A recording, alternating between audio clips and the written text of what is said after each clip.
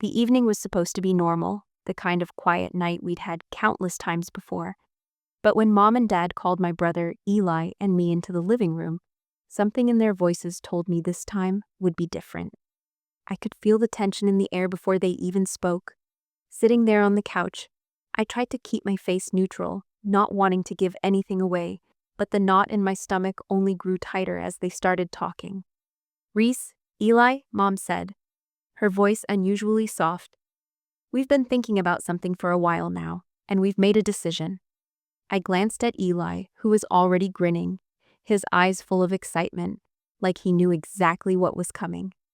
I, on the other hand, could feel the weight of every second stretching longer, my heart pounding as I waited. Mom took a deep breath before she continued. "We've decided that Eli will take the car, Reese's car."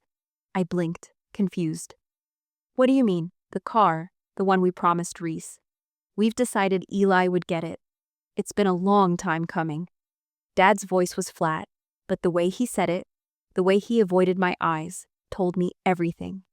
They were giving Eli the car, my car, the one I'd worked for years to afford, the car I had dreamed about long before I could even drive, the one I had saved for, researched endlessly, and finally bought with my own money.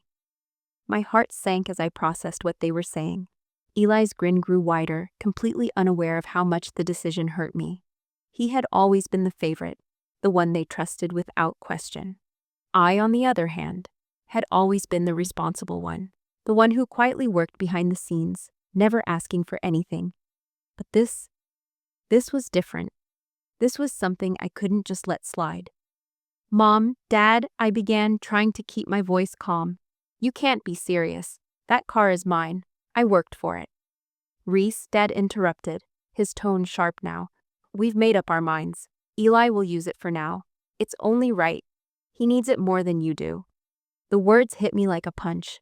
I was speechless, my mind racing. How could they not see how unfair this was? They knew how much I had sacrificed for that car. They knew it had been my dream, my reward for working 2 jobs while going to school, for saving every penny I could. But none of that seemed to matter now. As I sat there, trying to keep my composure, I realized something they hadn't even considered, something that had been in the back of my mind for weeks. The truth about the car, the truth about what I had never told them, never wanted to bring up, but now I had no choice. The car wasn't just mine. It wasn't just an object I had saved for and earned. It was legally co-owned by both me and Eli. The agreement was simple. We were both on the paperwork. I had co-signed the loan with him when he wasn't old enough, when he was still in high school and needed help. At the time, I did it because I believed in him, because I trusted him. I never expected it to come to this. "Eli, you know you're not the only one who has a stake in this, right?" I finally said. My voice steady but with a sharp edge now. Eli paused, looking at me with confusion. "What do you mean? It's just a car, Reese. Why are you making this a big deal?" I stood up, my fingers shaking as I pulled out my phone. I had been waiting for this moment, gathering all the paperwork over the past few days, just in case. It was time to put an end to this madness. "Because I co-own it with you, Eli. I signed the papers too. Remember when you couldn't get approved on your own? Yeah, that was me." The room fell silent as Eli's face shifted from confusion to disbelief. His eyes flickered from the phone in my hand back to me, and then to our parents, who were suddenly looking very uncomfortable. "Reese, we didn't know," Mom said, her voice barely above a whisper. "We never realized." "I don't think you did," I interrupted. "You were so focused on what Eli needed that you never even considered that I might have something to say about this." Eli looked lost. "Wait, so? I don't get it. Why didn't you tell me this before?" "I didn't want to create problems, Eli. I thought you'd understand," I replied, the weight of it all crashing down on me. It wasn't just about the car, it was about everything. The years of being overlooked, of always being the one who had to work harder to prove I was worthy of the same things he got so easily. "Well, what now?" Eli finally said, his voice softer now, a little more uncertain. He looked between our parents, who were both silent, lost in the mess they had created. "I'm not taking the car away from you, Eli," I said, feeling a mix of relief and sadness. "But we need to figure out what's fair. The car's not just yours to take. It was never just a gift.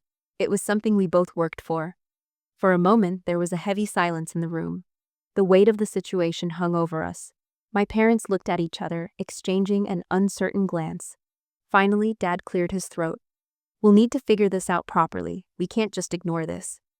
That was when Eli finally spoke up, his voice quieter, more introspective. "I didn't know, Reese. Honestly, I didn't realize. I thought I was just taking what was being offered. I didn't know it meant so much to you." I nodded, feeling both relieved and a little heartbroken. "It's not about the car anymore, Eli. It's about respect. It's about understanding each other, about family." We all sat in silence for a moment, the weight of the realization sinking in. It wasn't just about who owned the car. It was about how we valued each other, how we treated what was ours. And in that moment, I knew things could be different. It wasn't too late to fix this, but it would take time. For the first time in a long time, I felt like I was finally seen, not just as the responsible one, but as someone who had a rightful place, who deserved to have her voice heard. The next few days passed in a blur of uncertainty. Eli and I avoided each other as much as possible, the tension still thick in the air. I tried to focus on my routine, work, classes, and the little things that helped me escape the emotional turmoil. But every time I saw Eli driving around in my car, it was like a slap in the face. It wasn't just the car, it was everything that came with it. The years of saving, the sacrifices, the long nights I spent imagining what it would be like to drive that car off the lot. My hands on the wheel, knowing I had earned it. Now it was slipping away, and I felt like I had no control. I spent hours on the phone with the bank, the loan company, anyone who could help me figure out what to do next. It wasn't easy, but I was determined to get everything in writing. I didn't want to start a family war over something so material, but it was more than just an object to me. It was a symbol of my independence, my hard work. One afternoon, I found myself staring at the documents I'd pulled together, each one more detailed than the last. They proved what I already knew. Eli and I were both listed on the title and loan agreement. I co-signed it for him, sure, but I had just as much legal right to the car as he did. The thought of confronting him again made my stomach turn, but I knew I had no choice. This was bigger than just us. It was about respect, fairness, and family. I called him late that night, when I figured he might be home. The phone rang twice before he picked up. "Reese, what's up?" His voice was casual, almost like nothing had happened, like I hadn't just rocked our entire world by revealing the truth about the car. "I need to talk to you," I said, trying to keep my voice even. "In person, it's important." He hesitated for a moment. "Okay, I'll be over in an hour." When he knocked on the door, I wasn't sure what to expect. Eli was always a bit of a wild card, charming, funny, but sometimes oblivious to the impact of his actions. But this time, I saw something different in him, a kind of vulnerability I hadn't expected. He stepped inside, glancing around the room before meeting my eyes. "Reese, I'm sorry. Honestly, I didn't know. I didn't realize what this car meant to you." I nodded, feeling a mix of relief and frustration. It wasn't about his apology. It was about everything that led up to this moment.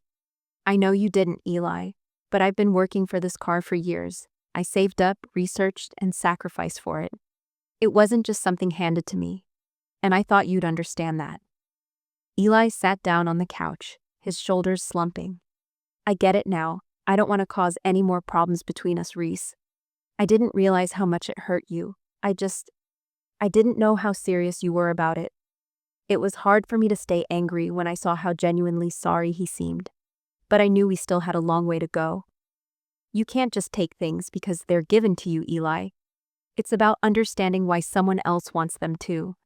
"I didn't think about it like that," he admitted, running a hand through his hair.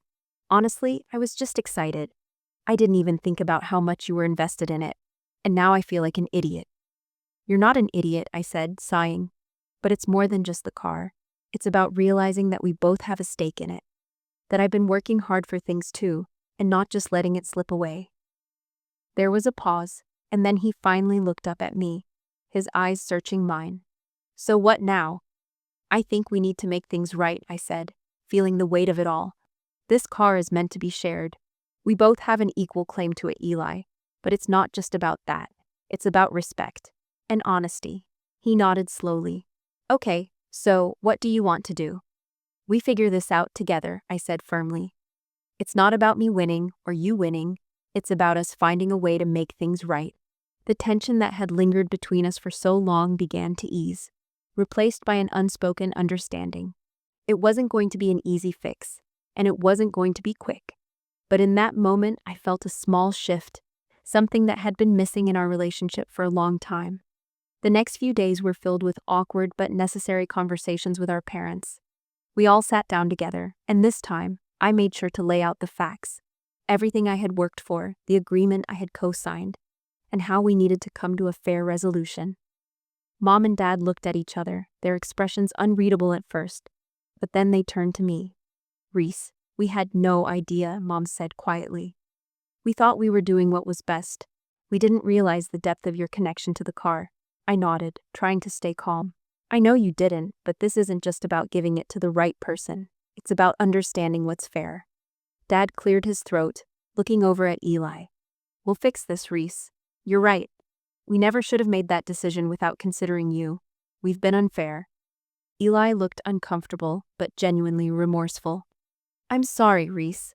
I didn't mean to make things worse between us. I should have paid attention. The weight of it all began to lift, replaced by something a bit lighter, a little more hopeful. It wasn't perfect, but it was progress. There was a long road ahead, but I could already feel the first steps toward fixing the mess we had all made. Slowly but surely, the pieces started to fall into place.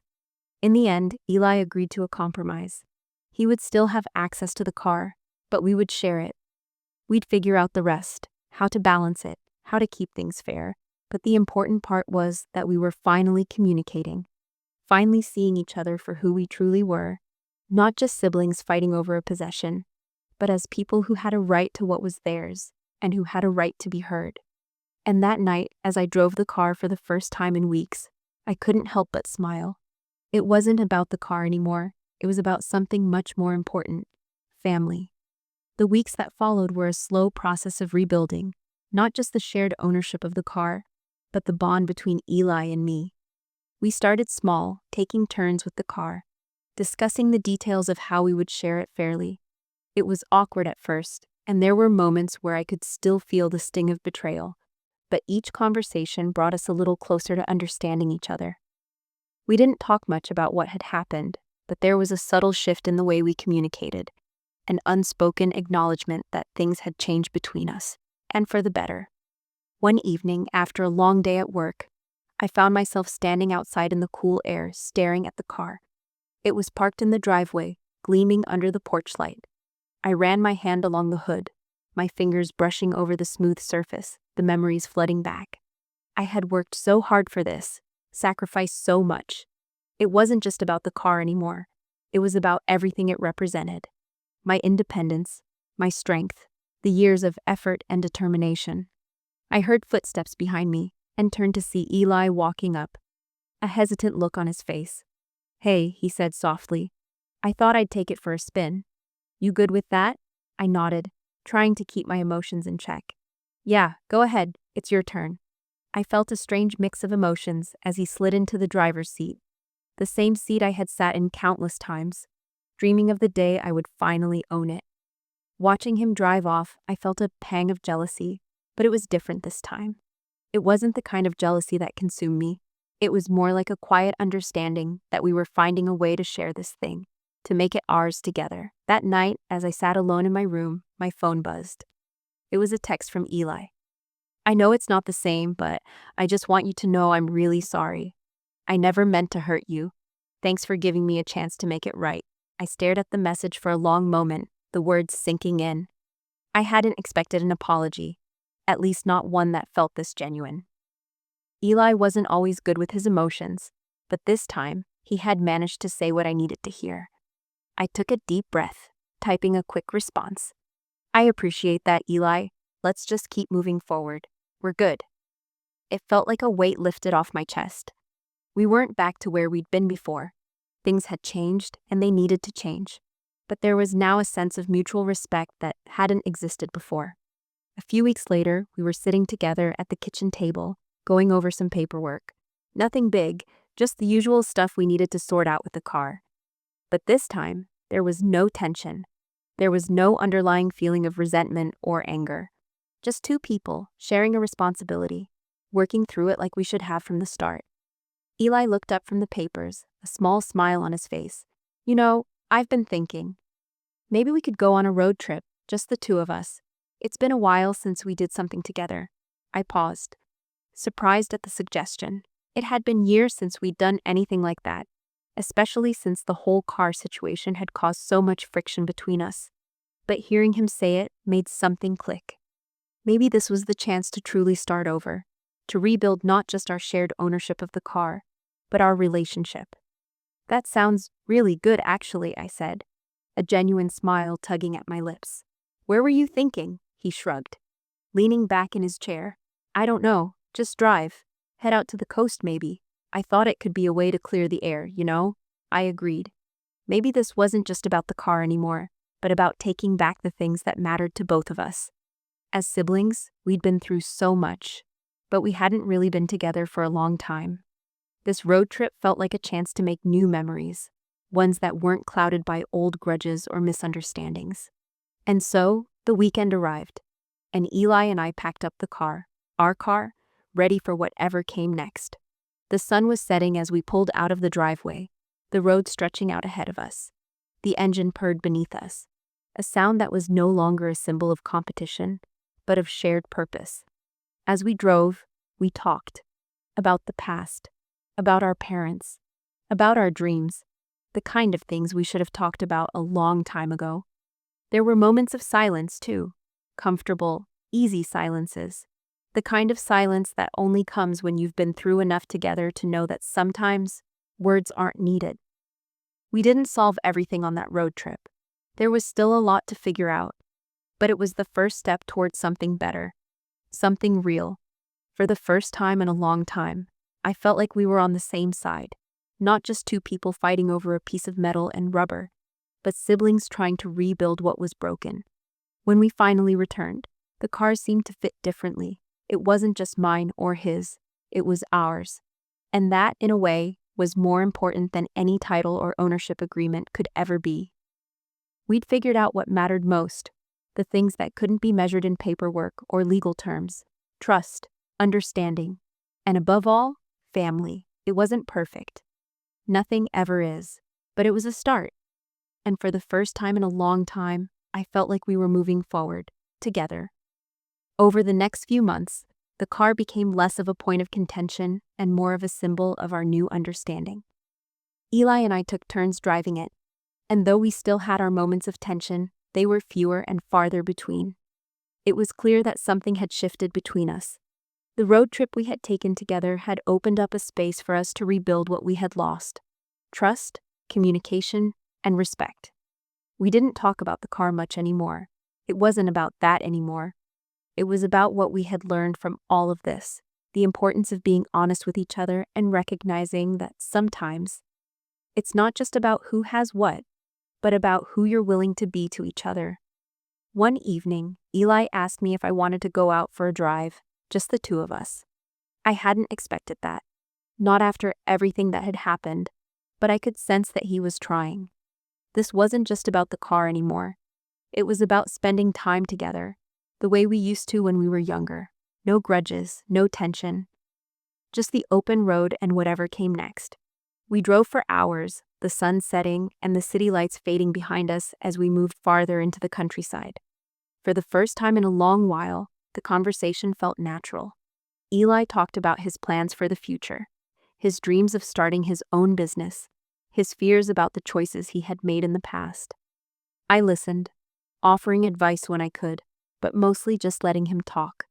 It felt good to finally connect with him on a deeper level, to hear his thoughts without the usual barriers that had stood between us. I've been thinking a lot about everything, Reese, Eli said, breaking the silence as we cruised down a quiet stretch of road. About the car, about what happened. I just want to say I'm sorry for how I acted. I really didn't get it at first, but now I see what it meant to you. I'm glad we worked through it. I nodded, my grip tightening around the steering wheel. It's all right, Eli. I think we both had some things to learn, but I'm glad we got there. I don't want to keep holding on to things that don't matter. It's not worth it. He turned to look at me, his expression serious. You know, I think you're right. I didn't realize how much I took for granted. Not just the car, but everything. I owe you more than I ever gave you credit for. We drove in silence for a while after that, the weight of his words hanging in the air between us. It wasn't a perfect resolution, and maybe it would take time to fully heal, but it was enough. The fact that we were able to talk like this, without resentment or bitterness, meant more than anything else could. Back at home, things felt different. The house, which had once felt so heavy with unspoken words, now felt lighter. The tension between Eli and me had dissolved into something more comfortable, something that allowed us to move forward. We didn't need to talk about the car anymore. We didn't need to revisit the past. What mattered now was that we had found a way to share what was important to both of us, in a way that respected both our dreams and our struggles. A few weeks later, as I stood in the driveway, looking at the car once again, I realized how much it had come to represent not just the material possession I had once fought for, but the relationship that had come out of it. Eli came up behind me, hands in his pockets, and we stood there together in silence, looking at the car. It's still hard to believe this is all real, I said softly. How much has changed?